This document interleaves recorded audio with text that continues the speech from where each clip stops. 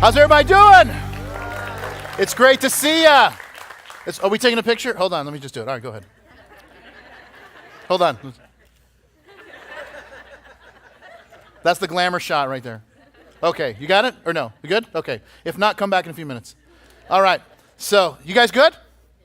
Awesome. If you want a picture, we can do that too later. All right, so I guess it was about, goodness, so my daughter Mia is turning 18 this week. Goodness, can you believe that? It's incredible. It's incredible to me. I'm in total denial about it, but it's happening. So this story goes back a while. So she was 5 at the time, and I had picked her up from kindergarten, and she was going to spend the rest of the afternoon with me at the office at church. And while she was there, she saw this dagger that I have in my office. I still have it in my office upstairs. And the dagger was a gift that a friend of mine who was a missionary in Yemen for about 10 years, he gave it to me. Now, all men wear this. Now, so this is, it's not, the dagger isn't even that sharp, but it's this kind of ornate kind of handle and whatever, and then, but all guys, wear it as like a fashion accessory. I know it's kind of an odd accessory to have, but then again, so were the chain wallets that we had in the 90s, if you remember that. Like, who need, anybody says, like, why do you need a chain on your wallet? Like, apparently you never lived in a high crime area, but that's why you need a chain on your wallet. So anyway, so she's like, Dad, this is an amazing sword that you have. And so I tell her the story of how I got it and whatnot. So then we're driving home from the office. And so, but as we're driving home, I need to stop and get gas, fill the tank up. So I decide after I fill the tank up, I'm going to run through the car wash. And then I input the code. The system turns green, lets me in. And you know how it is, like you go in and then it kind of locks the wheels and then it kind of takes you through the car wash. So as I'm driving in, there's a car that's headed out. And so then I gets the car all soaped up, and then the guy that's leaving decides that he wants just a few more seconds with that dryer on the back of his car. He puts his car in reverse. He puts the car in reverse, and the system recognizes it, and it just shuts the whole thing down. So the system breaks. My car is covered in soap, and then the guy sees he broke the thing, and he just takes off. So now I got to get out of there. I got to drive up into the gas station. I got to tell the story to the guy. I got to get a refund on the car wash. I get back in the car, and Mia can tell I'm frustrated. And she's like, Bobby, why did the mean man do that? And I'm like, Mama, because there's a lot of people in the world that aren't smart, and he is their captain. And so that's that. And she's like, so do we need to get your sword so you can fight that guy? And I'm like, well. And so then I realized that this is a good parenting moment. And I'm like, Mama, instead of stabbing him with the sword, maybe we should pray for him. And she says, okay, why don't we pray for him right now? And I said, okay. So I'm like, God, we pray for the not smart man in the Lexus. And we pray for him to come to know you. And then she says, Papi, can I pray too? And I said, yeah. And she says, and God, I just pray that you would change my heart for that man. And it was this beautiful moment where I'm teaching my daughter that prayer is better than homicide, which is, like every parent has that moment, right, with their kids. And so now, the next day, like Mia's 5, so Xander's maybe 2.5, and then Livy is a baby. And so the 3 of them are driving on the highway on 75, and someone cuts Carrie off, and she's like, yells and gets into the other lane and swerves, and Mia's like, Mommy, call Bobby, he'll get a sword and kill that guy. And that's, so it didn't really take, is what I'm saying. And so, but I'm so happy to announce that Mia is driving now, and I'm so happy that she still has that fire. And Carrie is not so happy about that fire, but I'm just like, and so every time we're out of light, she's like, the thing's like, bro, come on. And it's just like, yeah, that's right. So anyway, But if you have kids, you know this, that your kids are a reflection of you. And so not only do they look like you, but they talk like you and probably walk like you and stand like you. They'll sigh in the same way that you do, and they'll laugh like you. They'll even sleep like you. Like, it is incredible to me over the years that we have gone in and checked in on our kids in like before we go to bed, we check in on the kids, see if they're sleeping or whatever. Listen, I never tried to make my kids sleep in the exact same position that I do, which is kind of a weird contortion. The way I sleep is like on my side, my legs like this, my arms like, if you can imagine Superman flying, this is kind of how I sleep. And then I go in to check on the kids. And you know what all three of them are doing? It's the weirdest thing. She's like, they're your children. My wife says to me, I'm like, I guess so. So now here's the thing, is that, and this is the question I want to spend some time talking about, is how would people know that we're Christians? I mean, that we are not just children of God, but that God has transformed our lives. Because that is really what he is seeking to do, is to train us to live in such a way so that our lives are a reflection of who he is and what he can do in someone else's life.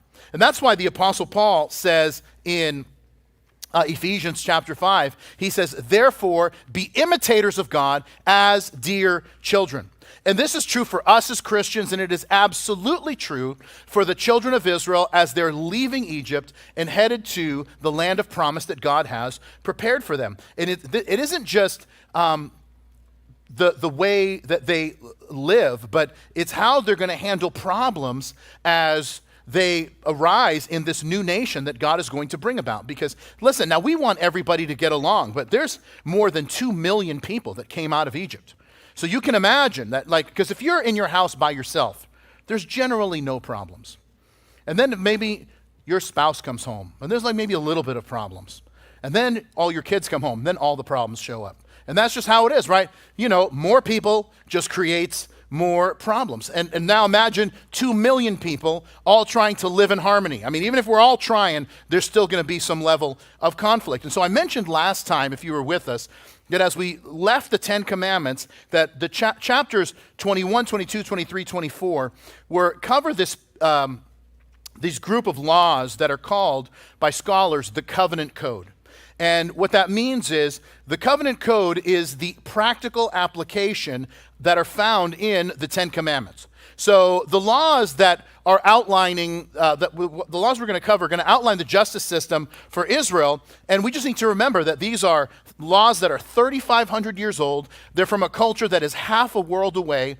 And so for us to understand what is really meant by these laws, we're going to have to immerse ourselves into the culture and understand their original intention. Because sometimes we read it and like, man, it just seems kind of harsh. But listen, we have to understand something, that in the time that it was given, these laws are light years beyond what was happening in the world at that time. And not only that, but they do have a direct application for us as well. So we're going to start in Exodus chapter 21.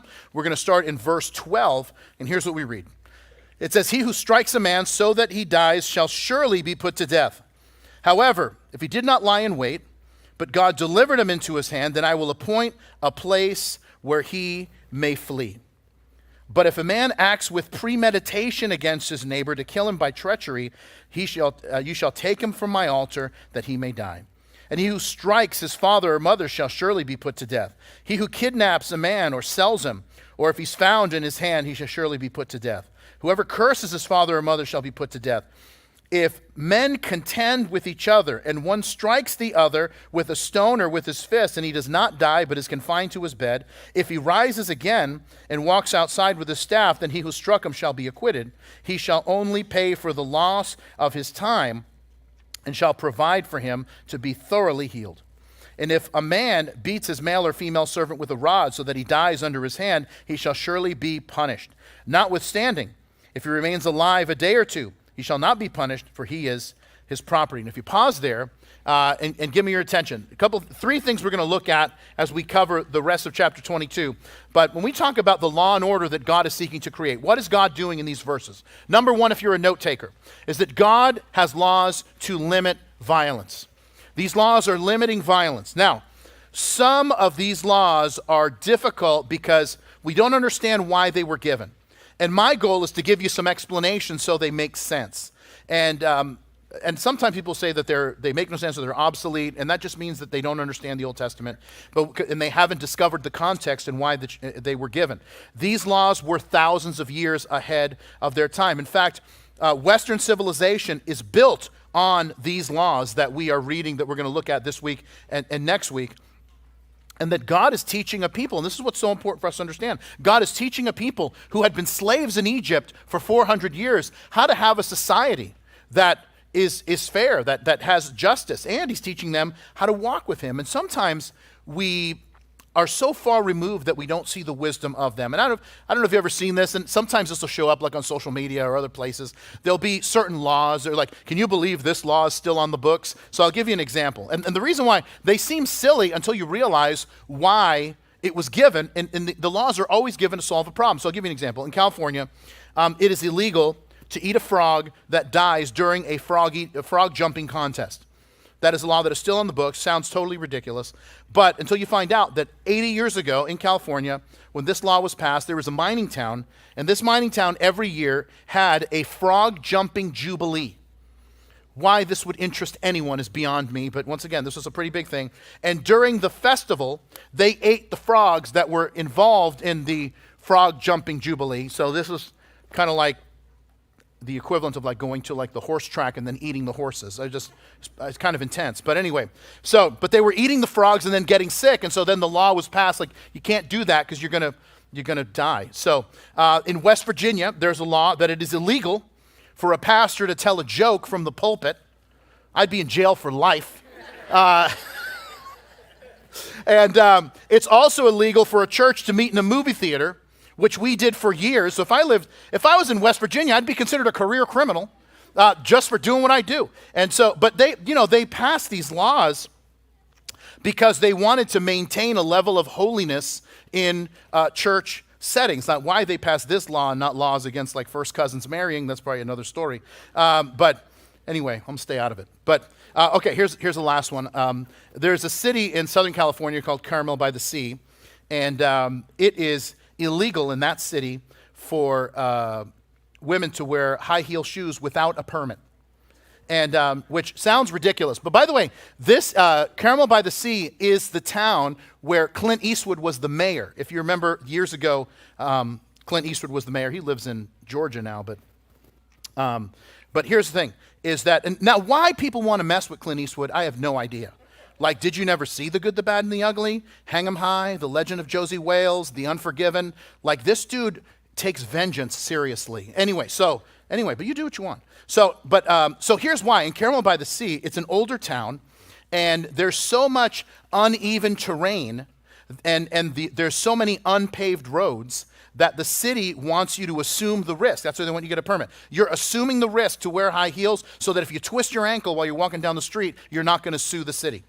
And my point is that sometimes that seems so silly until you get a little bit of the backstory and realize that all these laws were created to solve a problem. So I want to go through some of these laws that we're going to cover. If you look in verses 12 and 13, by the way, this whole section that we just read are all describing capital crimes. And so law in 12 and 13 is about premeditated murder. And I don't think anybody has a problem with that. That premeditated murder is a capital offense. If you get to verse 14, if you kidnap someone or try to sell them, or what we say, try to traffic them, that's grounds for capital punishment. And by the way, this is where ancient law is further ahead than current law. Because as far as I'm concerned, if you kidnap someone with the intention of selling them or trafficking them, you should be put to death. That's just where I'm at. And thank you. I appreciate that. Thank you for the tepid applause, because I am announcing my candidacy today for, I can't get into politics. I can't take the demotion. Okay. Now, there's two laws here in verses 15 and 17 that are related to parents. In verse 15, if you assault your parents, that is grounds for capital punishment. And that was a law that was around at the time based on the Babylonian code of Hammurabi, that the penalty for injuring your parents was for one of your hands to be cut off.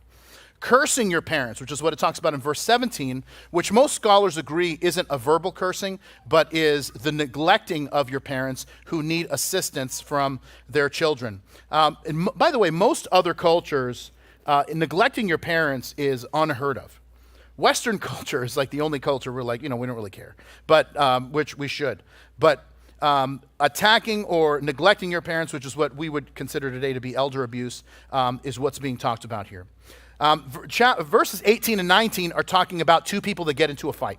So what he says in those verses is, if person A gets into a fight with person B, and person B gets injured, what happens is that, and person B gets taken to the hospital, person A has to pay the bill for the person that ended up going to the hospital, which really, I think this is such a deterrent for fighting, and why I think it's so genius, because if, two guys are like, you want to go, let's go, push me, come on. I don't know why guys do this, but they want to have someone instigate, like, you want to go, all right, push me, hit me, like, just, if you want to go, then go. But the guy's like, no, you got to push me. You want to go? You want to push me? And they do this whole thing. And so, but I think it's here's the thing, because if you're going to get into a fight, this is why it's such a good deterrent. Because if you get into a fight and you lose, you lose. But if you get into a fight and win, you still lose. Because now you get handed a bill. It's like, I beat him. Yeah, here's his medical bill. It's going to be like $80,000. Like, no, I don't. And now it's like, do you want to fight? Like, no, man, I'm good. It's all good, man. I just don't like you, but we're good. But I would have won. You know what I mean? There's like guys are like that. Now let me compare. This next section is a little challenging, but once you kind of get the full context, it makes sense. Verse 20 says that someone, if you have a slave, now if you were with us last time, we talked about this, that slavery in the ancient world was just wide open. There were no rules. But in the context that God is establishing for Israel, he's saying that slavery can only happen for 6 full years for the purpose of paying off debt, and then in the 7th year, the person goes free, and the debt is totally cleared off the books. So what happens is that now what happens if a person who has accepted this person as an indentured servant or a slave for the purpose of paying off debt. So what happens if the owner gets very upset and kills the slave? It says that he's going to be punished. The Hebrew word literally for punished is literally avenged, because there would be within every family someone that was called the avenger of blood. It is like the equivalent of the Avengers. And so, Captain America will show up, but no, they would have someone in their family that was the avenger that would avenge someone who was killed in their family. And so he's saying if an owner kills a slave, then the avenger has the right to avenge the person who has died. But if he beats him, but he doesn't die, the slave doesn't die, then we're all good. Then he's not going to be punished, or literally he's not going to be avenged. Why is that? Because, and we're going to read it in a couple of minutes, in verses 26 and 27, it tells us something.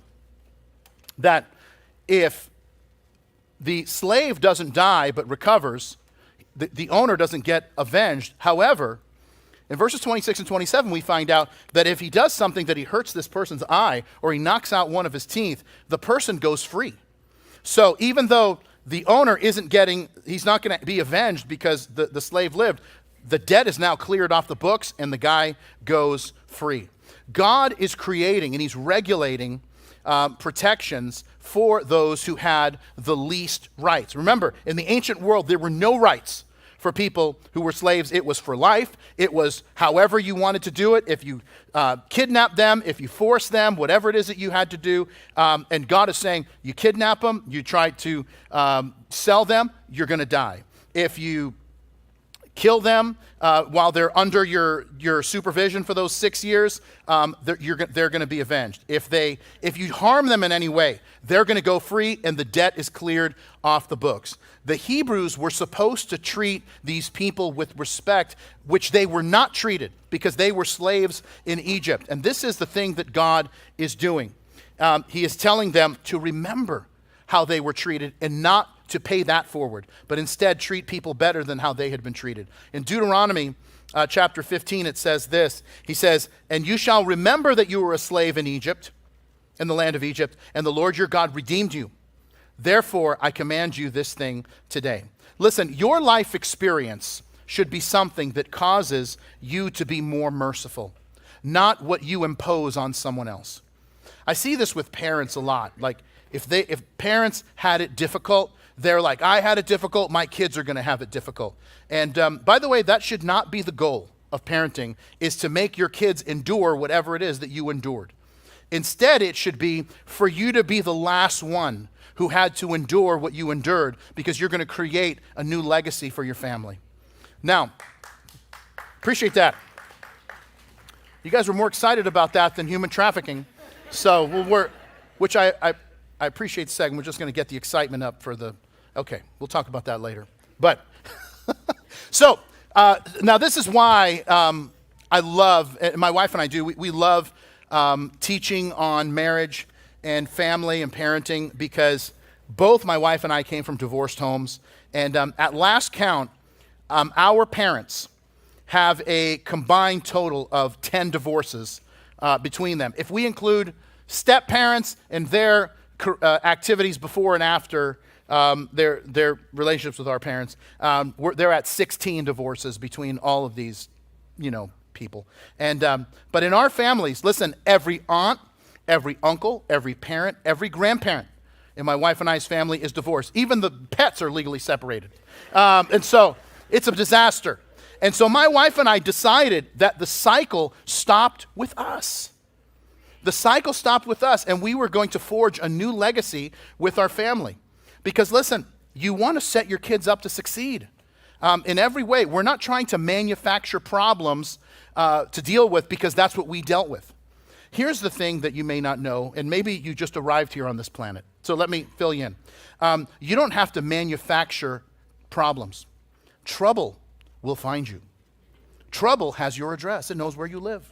And it will find you, and it will find you at the most inopportune times. And so if we know that our kids are going to have challenges of their own, why don't we avoid the stuff that we can help them with, so that we prepare them for the challenges that matter that they're actually going to face? And that's, I think, the point here that's so powerful. Okay, verse 22, he goes on, and he says this. He says, if men fight and hurt a woman with child, so that she gives birth prematurely, yet no harm follows, then he shall surely be punished accordingly as the woman's husband imposes on him, and he shall pay as the judges determine.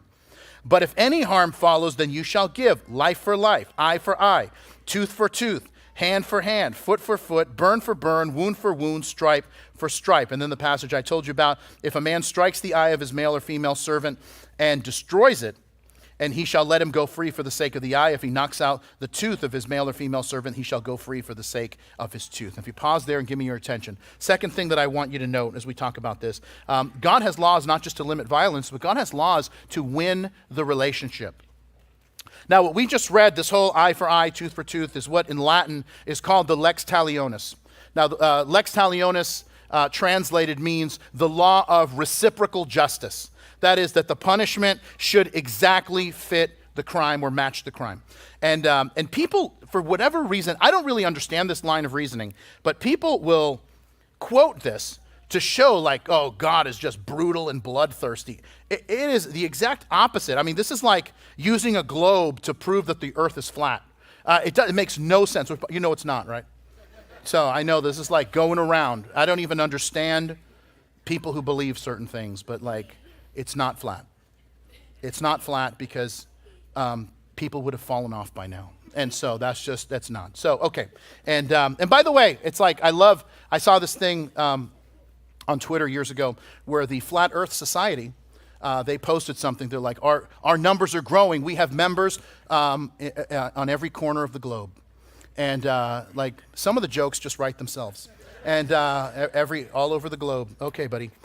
So now, what God is doing in these verses is limiting retribution and putting it in the hands of the courts. That's what's important for us.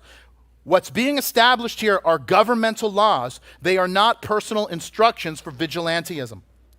So God establishes this in the Torah. He mentions it here and two other times. So it's not for the average person. This is for the courts. And it is the reason why the punishment, the purpose of it is so that the punishment does not exceed the crime. Because here's how it works. If somebody knocks out one of your teeth, are you going to be like, well, I'm going to knock out one of his? No, no, no. That's not how we do it. We say, you knocked out one of my teeth. I'm going to knock out all of your teeth. Wow, you crashed my car. I'm going to set your house on fire. Like, that's why, because there is this thing in the human heart of this constant escalation until somebody dies. And this is the thing that God is seeking to keep from happening. That even though, and this is where the problem lies, is that even though it was meant for the courts, people started using this as their personal calling card to be violent against those who hurt them. Now, Jesus comes along and he calls it out. And in Matthew chapter 5, here's what he writes. This is in the Sermon on the Mount. He says, you have heard that it was said, an eye for an eye and a tooth for a tooth. But I tell you not to resist an evil person. Whoever slaps you on the right cheek, turn the other to him also. And if anyone wants to sue you and take away your tunic, let him have your cloak also. Now, because eye for an eye is all about justice. But the reality is the best that the law can do is get us even.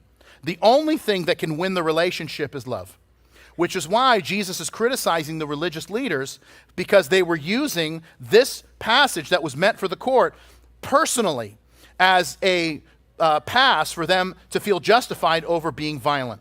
The problem is that vengeance can never do what you want it to do. And this is why even if you try to get revenge and do, it never brings the satisfaction that you thought it would. Now, as I've told you, I have 3 kids. And I'll say things have gotten easier as they've gotten a little older. Now that Mia's almost 18, Xander's 15, and Livy's 13. And people always told me, just wait, they're cute now. Wait till they become teenagers, and all. They gave me all these horror stories. Can I just tell you something? And if you have young kids, let me just encourage you in something. My teenage kids has been my favorite season with my kids. I mean, like by a mile. It has been my favorite season with my kids. And I've loved every season along the way, but for sure, I have loved them as teenagers. It has been so much fun. But listen, for so many years when they were little, being a dad was like being the perpetual referee in a hockey game.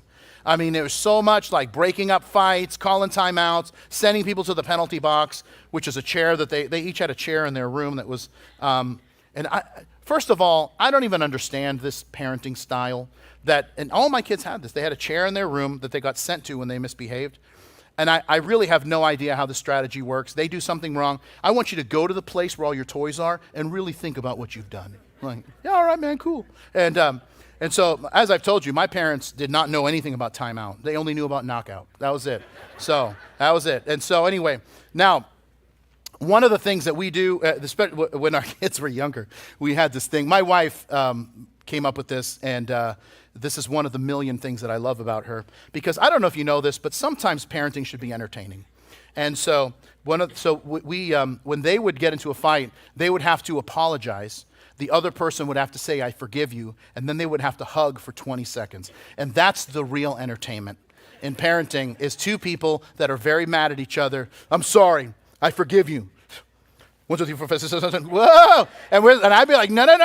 I want to hear Mississippi's in there, or we're going to make it double. And there's like, I'm sorry, I forgive you. 1 Mississippi, 2 Mississippi, 3 Mississippi. Like, that's how you do it. And so a while back, all 3 of them, in a rare moment, all 3 of them got into an argument all at the same time. And then Livy just hauled back and hit her brother. And then Xander had something of Mia's and just threw it because Xander, he's not allowed to hit his sisters, but the sisters feel no problem hitting him. And so Xander comes over and he starts to tell us the story of what happened. And then Livy is just like, I'm going! And she just goes and puts herself in the chair. Like, put herself in timeout. It was amazing. I told Carrie, I'm like, they're disciplining themselves. If we can teach them to cook, we don't even have to take them on vacation with us. It's like, hey, come back, we'll be back in a week, children of the corn. Will let us know how it went. And so anyway, now, so this whole thing's going on. So I tell Carrie, I'm like, Carrie, don't worry about it. I'm going to take care of this. So then, you do what you do, right? You get down on one knee because you want to be on the same level as your kids. And so the kids are way younger at this point. And so, okay, now I'm talking to, Livy's in her room. So I'm talking to Mia and Xander. And it's very important for you to know what I meant to say. It's not what I said, but what I meant to say. I wanted to acknowledge Mia's rage at that. And I was just like, I know you want to hit your brother. That's what I meant to say. Instead, what I said was, would you like to hit your brother? And that was wrong, and I understand that now. And so because I said, I said, would you like to hit your brother? And Xander was like, hold on, what? What is this? This is not a time to put in a new parenting technique. And so before I was like, no, that's not what I meant. Before I did that, Mia just like cocks back, boom, and just sent the kid flying like he was a guy in the Matrix. And he went back. I don't know if you ever saw, you ever see Rocky go down in the first fight with Clubber Lang? And, it was like that, like that slow motion, like, oh, it was something. And she hits him square. And she was like, oh, yeah, I really do feel better. And I'm like, no, that's not what I meant. And then my wife stepped in and just like, you are not equipped to handle things of this magnitude. And then she just, worked it out. And they're all okay now. I mean, it's been 10 years, but it's good. And but this is where, kindness did, the kindness does what no amount of revenge can ever accomplish. So when Jesus says, and this is, by the way, a verse that is so misunderstood, when he says, if somebody wants to slap you, just give them turn the other cheek as well. Like give them the other one to slap. Like, no. But being slapped in the face in that culture was the equivalent of being spit in the face today. And so giving them the other cheek, like why would someone do that? Now, here's the thing. Roman soldiers tended to be right-handed. I mean, most. How many of you are right-handed? Okay, look at that. How many of you are left-handed? These are my people right here. Thank you. These are my people, all right? By the way, let me just tell you a little 250 left-handed, this is my little public service announcement. 250 left-handed people die every year. You know why? Trying to use something that's right-handed in a left-handed way. It's true story. It's just like they try to turn on like a chainsaw. I don't know if you know, chainsaws are built for right-handed people. But then they're like, but no, I'm going to do it. I'm going to turn it, and I'm going to use, like, no, you do this, we're doing your funeral. And so, but a lot, it happens. And so, anyway, if you have a left-handed friend, he's in danger. That's what I'm saying to you. So, reach out to him. He might be hurting. Anyway, okay, so right-handed, what am I saying? Roman soldiers tended to be right-handed. So when they struck an equal with their fist, they would come this way, and the person getting hit would get hit on their left side. And so, but when they struck someone who they believed to be their inferior, they would swing with the back of their hand, and they would end up so they'd go with this in the back of their hand, and they would end up hitting the right side. And so in the Greco-Roman culture, they made such clear distinctions between the classes. And so they would backhand their subjects just to make a point, that to say that you are a second-class citizen compared to me. So Jesus says, if they slap your right cheek, offer them your left. Why? Because in doing so, you are asking them to treat you as an equal without being violent. And that's the key. If someone asks for your cloak, that's what he says, that is your jacket, give them your tunic as well, which was totally insane. And this is one of those moments where the Bible is being very modest. And at that time, you only wore two things. You wore a cloak, which was the outer garment, and you wore the tunic, which was the inner garment. Another translation, which would be the BIV, the Bob International version, which is but essentially it's like this. If somebody wants your jacket, give them your underwear as well. Because, you got the fruit of the Spirit. Who needs the fruit of the loom? So, but that's essentially what was happening. Now, but this is the point, is that, once again, kindness, which is the verb form of love, can do what revenge or retribution or an eye for an eye thinking can never do. And so, here's what you have to decide. You got to decide if you want to win the argument or win the relationship. Because sometimes you don't get to have both. But how do you turn the other cheek practically? Listen, turning the other cheek was all about being treated with respect and teaching the other person to treat you with respect. So a while back, I had somebody come up to me, and they were just so rude in what they said. And I was like, and I'm pretty quick, and I had like a pretty good comeback, and I'm like, I don't want to do that. And so I just stopped, and I'm like, dude, that was so rude. So here's what we're going to do. I'm going to have you walk away, and then you're going to walk back up, and you're going to try it again. And so let's see if we do a little better. And sure enough, he did. He walked back, and he's like, you know what? I'm sorry. I shouldn't have said it like that. And he learned the lesson, and we won the relationship. And I'm telling you that this is how sometimes you got to teach people to treat you with respect. And it works with your kids, and it works with the people that you work with, and it works with your in-laws, because some of you don't have in-laws, you have outlaws. And you got to work with that. And the point becomes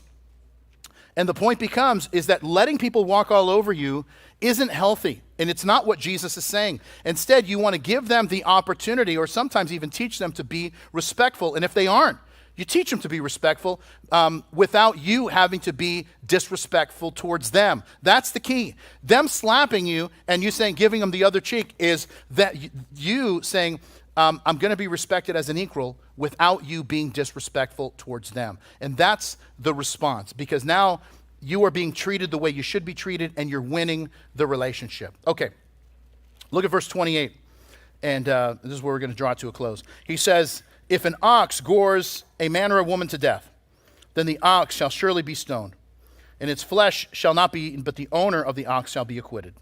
If the ox tended to thrust with its horns in times past, and had been made known to its owner, but he had not kept it confined, so that it had killed a man or a woman, the ox shall be stoned, and the owner shall be put to death. If there is imposed a sum of money, then he shall pay to redeem his life whatever is imposed on him. Whether it has gored a son or daughter, according to this judgment, it shall be done to him. If it gores a male or female servant, he shall give to his master 30 shekels of silver, and the ox shall be stoned. If a man falls into a pit, or if a man digs a pit and does not cover it, and an ox or donkey falls into it, then the owner of the pit shall make it good. He shall give money to the owner, and the dead animal shall be his, if one man's ox hurts another so that it dies. And then they shall sell the ox, the live ox, and divide the money from it, and then the dead ox they shall also divide. Or if it was known that the ox tended to thrust in times past, and its owner has not been kept confined, then he shall surely pay ox for ox, and the dead animal shall be his own. All right, let's pause there. If you came to church this morning and be like, man, I got ox problems. I really pray that Pastor Bob just gives some clear direction on this ox situation. Then listen, this is your moment. Like, this is it. Okay, last thing I want to tell you is if you're a note taker, that God has laws to ensure responsibility. That's really what's happening here. There's two scenarios that God presents to the people. Let's deal with the second one first. A guy digs a cistern. A cistern is essentially a giant hole for the purpose of water retention, because in Israel, where they were going, there was really only one rainy season. Sometimes there was a rainy season in the fall, but not always. It was called the latter rain. But the early rain was around March, April. And so it was to retain water so that they would have access to water throughout the year. And so if the owner digs this cistern and doesn't put a cover on it, and someone falls in and dies, then the owner of the cistern is responsible to repay the person, the family of the person who died. If an animal falls in, then the owner of the cistern not only has to pay for the animal, but they get to keep the dead animal, which, by the way, that part I find kind of hilarious, is if you can just imagine what's happening here, is that you have this cistern, you don't cover it, an animal falls in and dies in your water supply. Now this thing is drowned and dead, and it's like decaying, and then the person who owned it is like, hey man, that's my ox. You didn't, it's like, all right. And so, and it's like, what do we do in this situation? Well, the person who didn't cover his cistern, you got to pay the person for the ox, but then that dead decaying ox, hey, that's yours to keep. I just feel like, play stupid games, win stupid prizes. Here's your dead animal and an invoice. And so it's great. Anyway, verses 28 through 32 talk about the ox killing a person. And if the ox has never done this before, then the ox is killed and the matter is done. But if the owner knew that the ox had violent tendencies in the past. And by the way, you see this at times with certain types of dogs that have bitten people in the past. So this does have modern application. But if the ox had violent tendencies in the past and they didn't do anything about it, then the ox and the owner are supposed to be killed. What verse 30 does is it allows financial remuneration to happen if the family deems, like, you know what, you're going to be put to death for this, but you can pay us X amount, whatever the family finds acceptable. It's like, hey, we're going to have you pay this. I'd rather die. That can be arranged. And so it's basically a civil suit, essentially. But if it's a servant that's killed, then the penalty is 30 shekels of silver. Now, we might read that and say, like, I'm sorry, I just don't think that's fair. Why is the servant's life, who's paying off debt, why is his life not worth the same as just a regular person? Now, you have to understand something here, and this is the thing, I want to close with this, is that God is doing something here. He's painting a picture that's going to take a long time to develop, but this is where he starts the trajectory of where this is going. And if you think it's unfair, it's because you're supposed to think it's unfair. Because 1,500 years from when this is written, Jesus, who Isaiah calls the servant of Yahweh, is going to be unfairly and unjustly sold for that exact same amount, 30 pieces of silver. And then they're going to crucify him. They're going to not divide up the sale like the ox, but instead they're going to divide up his clothing and mock him.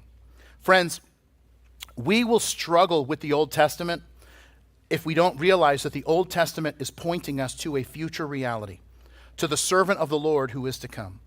So I'll give you an example. After the resurrection, in Luke chapter 24, there's two men are walking from Jerusalem to a town called Emmaus, which is just a couple of miles from Jerusalem. And while the two of them, they're disciples of Jesus, and they're talking, they're having the conversation that everyone has when they lose someone that's close to them. They're having the conversation like, what do we do now? Like what happens now? I mean, do we like go back to our old lives? Do we go back to our old jobs? Do we go back to our families and say, hey, things didn't work out with the rabbi from Galilee. I'm not really sure what we're going to do now. So they're confused, they're afraid, they're worried, they're uncertain about the future. And then as they're having the conversation and they're walking this road, Jesus shows up. And he's just like asking them questions like, hey, so what's going on? What's like the news of the day? And they're like, where have you been? Don't you know what's going on? That it's like the ultimate episode of Undercover Boss, where Jesus shows up and he's asking them questions. And then look at what happens after they tell him everything. Jesus says this in Luke 24. He said to them, O foolish ones, and slow of heart to believe in all that the prophets have spoken. Ought not the Christ to have suffered these things and to enter into his glory? And beginning at Moses and all the prophets, he expounded to them in all the scriptures, the things concerning himself. You see, he showed them that everything that was written about him and this moment that was to come. Listen, every time you and I see something and think, that's not fair, it shouldn't be like that, that is your heart knowing that all is not right in the world. Because the idea of justice is hardwired into every human heart. This is why we have such a visceral reaction when we see injustice. It's why we long for a world where justice reigns. And we struggle with pain and suffering, and why those who are trying to do what's right struggle, and those who are evil seemingly get ahead at times. And listen, sometimes it's too much for people and it causes them to walk away from their faith. And here's my encouragement to you. You aren't the only one to struggle with this. Our generation isn't the only one to struggle with this. In fact, if we will go back 3,000 years, Asaph, who is one of the writers of the Psalms, he struggled with this as well. And he wrote Psalm 73, and here's what he writes. It says, truly God is good to Israel, to such as are pure in heart. But as for me, my feet had almost stumbled. My steps had nearly slipped. For I was envious of the boastful when I saw the prosperity of the wicked. He's struggling with the idea of justice, and then something happens. He gets a few verses down to verse 16, and he says, when I thought how to understand this, it was too painful for me until I went into the sanctuary of God, and then I understood their end. Listen, this life is not all that there is. and that our answer to these difficult questions is this: that Christianity, the gospel, is the only worldview that addresses the problem of suffering. Every other worldview, every other faith teaches that pain and suffering are either the result of randomness or that you deserved it for some reason. Christianity is the only worldview that teaches that God became a man and endured the suffering so that one day he could make everything that's wrong right, not just in the moment, but for all eternity. And friends, this is what makes the gospel and this is what makes Christianity such good news, is that there is a day coming when God is going to wipe every tear and death will be something that's in the rearview mirror. And that's part of the hope of the second coming in Jesus, when there will be justice and everything that's wrong will be made right. Let's pray together. And Lord, we want to thank you for that truth and that promise that you want to make everything right and that your resurrection was the beginning of everything that's wrong being made right in the world. And so, God, I pray that you would not take that idea away, but instead have us experience it even more when we see injustice, that we long for a world where justice reigns. And we know, and we have faith, and we believe that you're coming back. And we pray it in Jesus' name, and everybody said, amen. Thank you for joining us today. If you made a decision to follow Jesus and begin a relationship with him, congratulations. It's the best decision you're ever going to make. You may be wondering, so what happens now? Where do I go from here? Just text BEGIN to 62488 and we'll be able to send you this free gift. It's a book called Begin, written by Pastor Bob, and it's going to help you take those first steps on your new journey of faith. So remember, to stay up to date with everything happening at Calvary, follow @MyCalvary on Instagram and Facebook. Until next week, we love you, we're praying for you. God bless you.